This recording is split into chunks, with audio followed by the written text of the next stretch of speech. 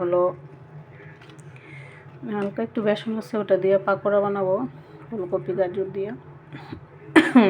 আর হইলো পেঁয়াজও, যে গাজর সব রেডি করে রাখছি, একটু হালকা ভাপ দিছি।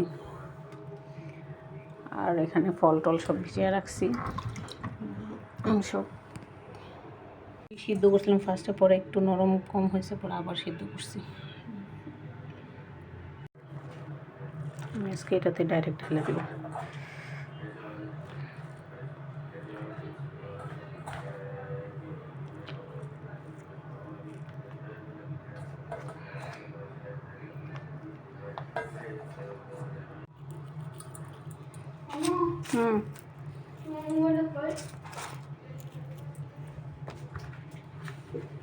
একটু ভিডিও করতেছি একটু।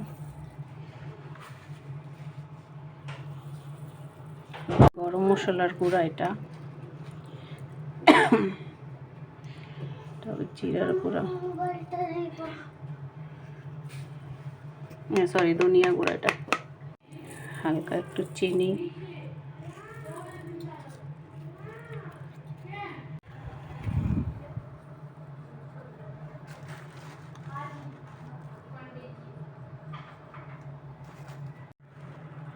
হলো আটা।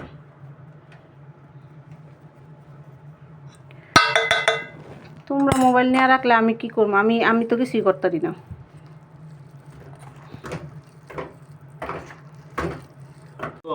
ওকে, সমস্যা নেই। আম্মা জান, আপনার জায়গা তো এখানে, এদিকে। আম্মুর সাথে আছো তুমি?